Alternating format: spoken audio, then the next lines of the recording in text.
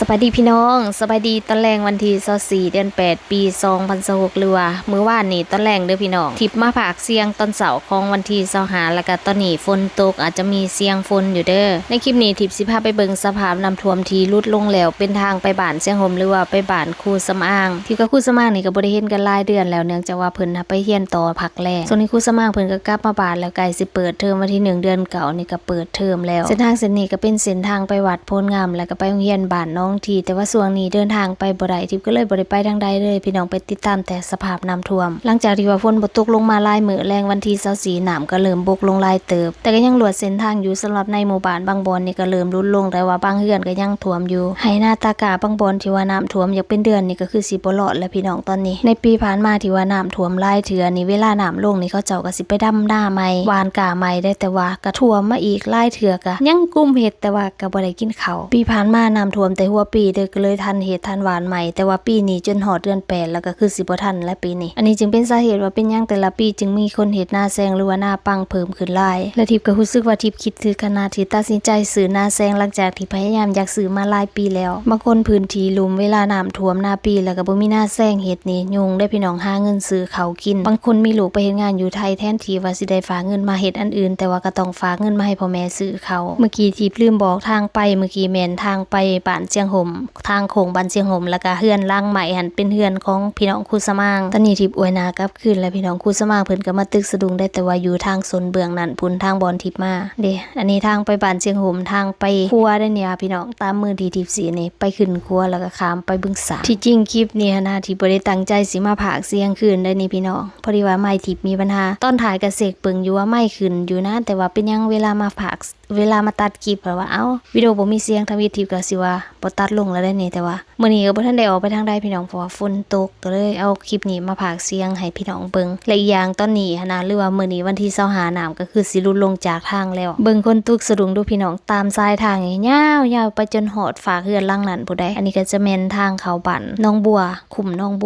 วเสียงหมเฮือนหมู่ที่ทิกน้ำท่วมใกล้ๆเฮือนที่พนาเพิ่นก็ไปจากบ้านน้องบัวบ่นี่แหละเป็นหมู่สนิทที่ว่าเฮียนนำกันมาตั้งแต่น่าจะมัธยมต้นนี่แหละจนหอดม.6เป็นหมู่ที่ทิพย์สนิทที่สุดตอนนั้นเรียนจบพอได้แยกกันไปเรียนเราไปเรียนอยู่ปากเซที่ไปเรียนอยู่เวียงจันทน์หลังจากนั้นก็เลยบ่ค่อยได้สนิทกันป้าบัดนี้ย่างไปเบิ่งคนตึกสะดุงพี่น้องทิพย์ออกมาบ่นี้ก็เลยมาถามเอื้อยเพิ่น5แม่เฒ่า4แม่เฒ่า4แม่นเป็นคนบ้านกองหยาหรือว่าบ้านกองปทุมวันซึ่งน้ำท่วมอยู่บ่นั้นเพิ่นก็เลยย้ายมาอยู่หมู่บ้านแห่งนี้พอดีมีลูกหลานเพิ่นอยากติดต่อมาหาทิพย์ก็เลยถามเอื้อยว่าแม่เฒ่า4เพิ่นมาอยู่นำลูกหลานอยู่บ้านเชียงห่มนี่อยู่บ่อนใดเอื้อยเพิ่นก็บอกทางไปแต่ว่าบ่สามารถเดินทางไปได้เนาะมื้อนี้เพราะว่ามันต้องได้ย่างไปนะแล้วมันก็ไกลเพราะว่าน้ำยังท่วมอยู่เอารถขี่ไปบ่ได้เห็นแม่คนหนึ่งย่างมา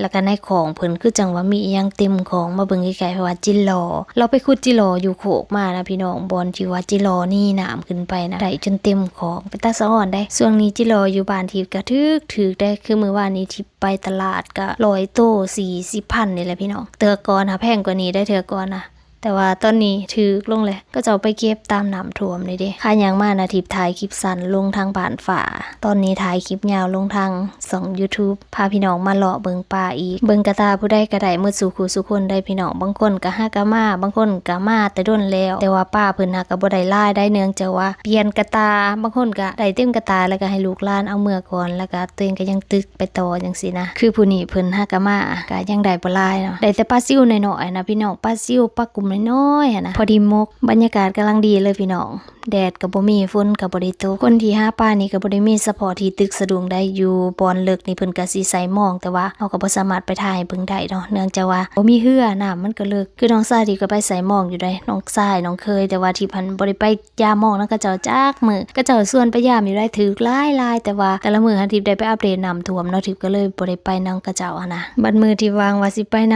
ำผัดบกแล้วก็เจ้าก็เอาหมองกู้หมองแล้วพี่น้องเพราะว่าน้ำบกใกล้บ้านแหละน้ำบกใกล้เฮือนแล้วตอนนี้ลองมาส่องเบิ่งของตัวนี้เบิ่งดูพี่น้องเพิ่นได้แต่ปลานิ่นได้3โตเห็นหลายคนละได้ปลานิ่นนี่นะที่คิดว่าน่าจะแม่นปลานิ่นที่ว่าหลุดออกมาจากหนองนี่แหละปลานิ่นกำลังแบบว่าตัวกำลังสัมภามือเนี่ยพี่น้องสัมภามือจางบางตัวก็ได้กำลังเป็นตะปีกหลุดออกมาจากหนองผู้ใดเด้เนาะย่างมาหอดบ่อนี้เห็นทางแล้วพี่น้องบางบอนก็บ่ได้ท่วมได้บางบอนก็ยังขี่รถไปได้และอีกอย่างทางที่เฮามานะ ถ้ารถคันสูงๆนะมันก็ไปได้อยู่ได้แต่ว่าถ้ารถต่ำก็ดับเพราะว่าบางบ่อนน้ำยังสูงไกลหัวเขาอยู่ตอนนี้บ่สามารถเดินทางเนื้อบ้านเสียงโหมไปได้เพราะว่าน้ำลัดหลายบ่อนเลยพี่น้องแต่ว่าออกไปทางสวรรค์นี่ก็บ่ได้เส้นเดียวกันเส้นทางสายหลักนะแต่เก่าหันเคยเดินทางเนาะคือ FC เคยมายามก็สิเดินทางจากบ้านทิพย์กระซือไปเลยไปหอดบ้านตะแล้วแถวครัวสูงหลายๆออกใส่แขกองมันบ่แต่ว่าทางเส้นนี้ยังบ่สามารถเดินทางไปด้วยรถได้ต้องใส่เรือนะถ้าทิพย์อยากไปก็คือมือก่อนเมื่อวานนี้ทิพย์กับไปมือซื่นนี่เนาะทิพย์เดินทางไปผู้ได้เกี่ยวพี่น้องเกี่ยวเป็นวงกลมบักใกล้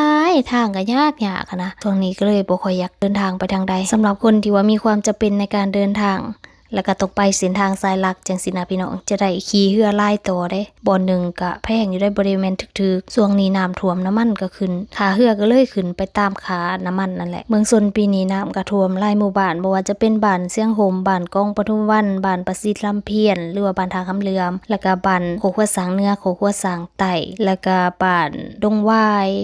ก็ท่วมพี่น้องทางไปหนองพือกะลัดแล้วก็แถวดงนางามโพนงามจังซี่นะกะลัดน้ำกระท่วมคือกันหลายหมู่บ้านเลยแล้วก็ทั้งเนื้ออีกหลายบ่อนเนาะบอกมากก็สิบ่ฮู้จักหรอกเนาะถ้าเป็นคนไทยถ้าคนลาวหรือว่าคนลาวที่ว่าจากบ้านไปอยู่บ่อนอื่นหรือว่าจากบ้านไปอเมริกาจังซี่ก็ฟังแล้วก็คือสิฮู้เนาะพี่น้องท่วมหลายหมู่บ้านเลยเมืองชนปีนี้ก็ได้ลุ่มบ้านทิพย์ลงไปก็สิมีบ้านดงบุญที่ว่าน้ำลัดทางแล้วก็บ้านตุ้งแย่นี่ก็ท่วมน้องพามแถวนี้หันนะก็ท่วมเป็นบางบ่อนทั้งเฮือนลุมจังซี่นะท่วมแต่ว่าก็ยังบ่ได้ขึ้นลายแล้วก็แถวตะแล้วเนี่ยพี่น้องน้ำลัดทางอันนี้ก็สิบ่แม่นเมืองสดเนาะเมืองจำพรเขตใกล้เคียงกันนี่หลายหมู่บ้านเลยมาวันนี้สิพามาเบิ่งคู่สมางตึกสรุงพี่น้องเห็นบ่เสือดำทางหน้านี่แหละคู่สมางบ่เจอกันโดนเติบแล้วได้บ่เห็นหน้าเห็นหนวดเลยโทรมาหาเพิ่นเมื่อกี้ก็บ่รับสายคิดว่าไปทางใดดีแท้มาตึกสรุงอยู่บ่อนี่เองมีคนถามมาพี่น้องว่าบ้านที่ถูกน้ำท่วมนี่เวลาอยากเข้าห้องน้ำนี่เฮ็ดจังได๋เนาะทิพย์ก็เลยมาถามคู่สมางเพราะว่าคู่สมางนี่ก็หนึ่งในผู้ประสบภัยในปีผ่านมาแล้วก็รวมทั้งปีนี้แต่ว่าปีนี้น้ำบ่ได้ท่วมสูงครูสมางบอกว่าเวลาที่อยากถ่ายนักเนาะก็จะออกไปโขกพุ่นแลขี่เรือออกไปโขกที่ก็เลยถามว่าถ้าเป็นตอนกลางคืนได้สาเหตุจังไดเพิ่นก็บอกว่าถ้าสุกเซินมากก็ถ่ายซะเงี่ยงตอนเช้าแล้วก็ออกไปเบิ่งงัวแล้วก็เอาไปทิ่มเอาไปฟังอยู่กับโขกพอมานะเขาเจ้าจะบ่ได้ถ่ายลงน้ำสาทรายได้พี่น้องแต่ก็บ่ฮู้ว่าแต่ละหมู่บ้านแต่ละคนแต่ละบ่อนนะก็เจ้าสิเฮ็ดคือกันแบบนี้บ่แต่ว่าคิดว่าส่วนใหญ่ก็คือสิพยายามรักษาความสะอาดแหละพี่น้องเพราะว่าแนวใดหั่นนะเฮาก็ต้องได้ยังได้ลงไปอยู่แล้วเนาะน้ำท่วมถ้าแม่นทิพย์ก็คือสิเฮ็ดเส้นเดียวกับคู่สมางแหละพี่น้องเวลาน้ำท่วมบ้านจังซี่นะเขาเจ้าจะคนสัตว์เลี้ยงออกไปไว้ที่สูงอยู่แล้วเด้แต่ละมื้อก็ต้องได้เที่ยวออกไปอยู่แล้วไปวันนี้ย่างต่อไปเบิ่งแต่ละคนตึกสะดุ้งสิได้หลายปานใดน้ำขึ้นมานี่เป็นเทื่อที่2แล้วได้น้ำขึ้นมาเทื่อที่1หั่นบ่ค่อยได้มีปลาเพราะถ้าได้แต่ว่าน้ำขึ้นมาเทื่อ2นี่ผู้ใดก็ได้ปลาได้ตอนนี้นะคืออยู่ทงประเฮวบอนที่เพชรหน้าแซงหั่นนะในแต่ละปีน้ำจะโบก็จะบ่มีปลาเรือให้สืบพันธุ์แต่ว่าเวลาที่น้ำมาปลาก็สิมีมาตามน้ำท่วมแบบนี้มีไผคิดฮอดคู่สมางแน่บ่พี่น้องบ่เจอกันโดนคู่สมางเพิ่นก็ยุ่งยากเนาะบ่ค่อยได้มาหากันเพราะว่าอยู่เฮือนเราก็สิมีแต่แม่กับหลานน้อยตอนนี้แล้วก็มีคู่สมางถ้าเพิ่นบ่ได้ไปเรียนต่ออยู่บ้านนี่นะเพิ่นก็สิไปงานสังคมเวลามีเฮือนดีเฮือนดองเฮือนนั่นเฮือนนี่ก็สิแม่นคู่สมางนี่แหละเป็นผู้ไปถึงจะบ่ได้เจอกันเฮาก็ยังฮักแพงกันคือเก่าพี่น้องต่างคนต่างมีภาระหน้าที่อีกอย่างเพิ่นก็เป็นครูสอนก็สิพักแต่ช่วงเสาร์อาทิตย์มีงานนั่นนี่เพิ่นก็แม่นบ่ว่างมามื้อนี้ดิบก็มากับหลานเนิร์ดได้พี่น้องส่วนแม่น้องนิวกับลูกชายเพิ่นหันมาก่อนเบิ่งดูพี่น้องเวลาเด็กน้อยมาเห็นน้ำนี่จังแม่นมักคักให้แต่ว่าน้ำมันใสน้ำบ่แม่นน้ำฝนตกใหม่แล้วก็บ่แม่นน้ำที่ไหลมาใหม่นะเป็นน้ำหยูอยู่ซื่อๆนะพี่น้องแล้วก็มันลดลงตอนนี้น้ำก็ใสเป็นตะลินได้บ่ได้ที่ว่ามีน้ำลัดทางบ่นั้นก็สิมีคนเอารถไปล้างหลายๆได้บ่จะเป็นรถน้อยรถใหญ่บรรยากาศก็แซวๆอยู่แต่ละบ่อนนะพวกคนหลายเขาเจ้าก็ยืนตึกสะดุ้งไปนำแล้วก็เว้าพื้นไปนำบ่ได้มีคนเว้าพื้นเก่งๆนี่โอ้ยพี่น้องโหดจริงๆและคือแม่ทิพย์กับหมู่เพิ่นไปนี่น้องนิวน้องเนยกำลังลินน้ำมวนแม่เพิ่นส่วนเมื่อเพิ่นก็บ่อยากเมื่อได้พี่น้องตอนนี้ติดใจแหละไปเบิ่งน้ำท่วมแต่ละมื้อนี่ก็แม่นได้หอบลูกหอบหลานไปนำเพราะว่าเพิ่นน่ะก็ให้น้ำลังโลดได้คันเห็นจับรถออกแต่เฮือนคือแม่เพิ่นมาก่อนนี่เพิ่นก็รักมาได้ลูกเพิ่นจึงบ่ได้มานำแต่ผู้เดียวเห็นภาพบรรยากาศแล้วเป็นตาม่วนนำบ่พี่น้องมีทั้งคนตึกสะดุ้งแล้วก็มีทั้งคนมาเบิ่งมาลองลุ้นกันว่าเพิ่นย่อขึ้นมานี่สิได้บ่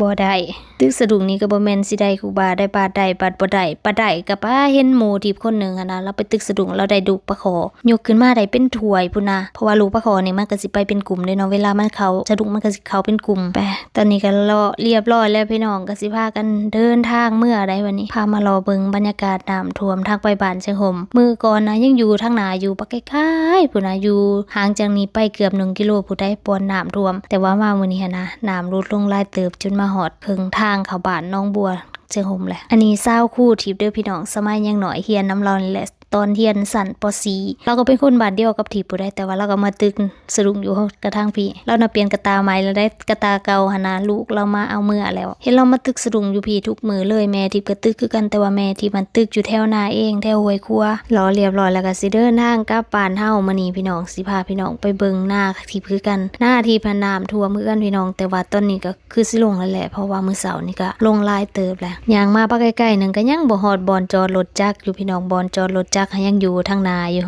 รถคันนี้ก็เป็นรถที่เพิ่นขี่มาเบิ่งน้ำได้นี่พี่น้องรถไทบ้านนาเฮาหลวงน้องพำเจ้าของร้านขายเครื่องก่อสร้างที่ว่าเคยสั่งนำเป็นประจำแต่ว่าหลังจากที่ว่าเคยสั่งล่าสุดแล้วเพิ่นส่งให้สา 2-3 อาทิตย์ยังบ่ส่งตั้งแต่นั้นมาก็เลยเปลี่ยนร้านบ่ได้ซื้อร้านเพิ่นอีกน้องอ้วนก็เปียกมืดโตแล้วพี่น้องตอนนี้ลงลินน้ำทั้งอ้ายทั้งน้องตอนมานี่เพิ่นมานำทิพย์แต่ว่าตอนขาเมื่อนี่เพิ่นสิเมื่อนำแม่เพิ่นจุดพิเศษของน้องอ้วนน่ะเพิ่นสิบ่มักใส่เกลือพี่น้องเหยียบแก้วก็แล้วเหยียบสารพัดแหละตีนน่ะบ่ได้ย่างบาดมืดแต่ก็บ่ยอมใส่เกลือส่วนมาขี่รถน้ำปลาก็บ่ยอมมาสิขี่นำแม่3คนเพิ่น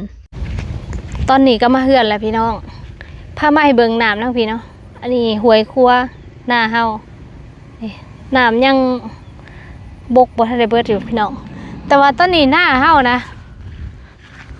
น้ำบกลงเบิดแล้วพี่น้องมือก่อนมาหาน้ำท่วมเนาะแต่ว่ามามื้อนี้ก็คือบกไปแล้วเดี๋ยวสิพาเขาไปเบิ่งหน้าเบิ่งอันนี้หน้าทิพย์เด้อพี่น้องไฮนี่แล้วก็ไฮนี่เขาตอนนี้มันมีหญ้านี่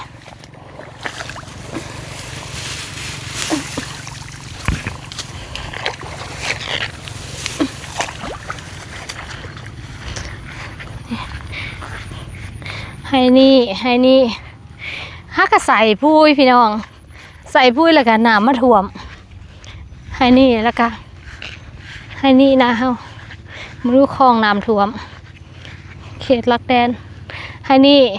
ไฮนั่นแล้วก็ไฮนั่นติดกำแพงแล้วก็ซ่องไฮหน่อยนี่พี่น้องเห็นหน้าเฮาดินตอนนี้แมันอันที่ดินตาบอดเนาะบ่มีทางออกแต่ว่ามันก็ติดกับทางเขาเหือนเขาอยู่ทางนั้นเนี่ยพี่น้องใครเนี่ยน้ำลงขั้นว่าคืนว่าใหม่นี่ก็สิได้กินอยู่ได้ในเขานี่แต่ว่าขั้นคืนว่าใหม่นี่กับบัวสิหลอดวะเพื่อนโมทีฟกะหายใจสะดวกแล้วเราน้ำลงมือก่อนเพิ่นเอาตู้ซักผ้าขึ้นมาไว้อยู่ทางใส่รถไถไว้เนาะเผื่อมันท่วมขึ้นมาก็สิได้ใหญ่ฮักก็ใส่พุ้ยเด้ใส่พุ้ยแล้วก็ฝนตกลงมาแล้วก็น้ำมาท่วมแต่ยังเคี้ยวอยู่อันนี้หน้าเขาจะต้นนี้เขาจะหวานก่อนนะนี่จะแก่เลยต้นนั้นน้ำลังแล้วก็เฮานี่น้ำลังต้นนั้นประมาณนี้พี่น้องเขาเฮาคือสิได้กินเขาอยู่ขันหนาบ่มาอีกได้สำหรับคลิปนี้ก็สิประมาณนี้พี่น้องสิบริโซหนาลายปันได้เนาะฝากพี่น้องติดตามหับส้มแล้วด้วยพี่น้องส่อง YouTube ของทิพย์บ่สร้างรายได้จักส่องเลยสิได้แก่ส่องนี่เพื่อไปแก่ส่องที่ส่องใหม่นั่นแล้วก็ไปแกะส่องนั่นแล้วก็ไปแกะส่องรักของทิพย์ประมาณนี้แหละพี่น้องเจอกันใหม่ในคลิปต่อไปพี่น้องสบายดี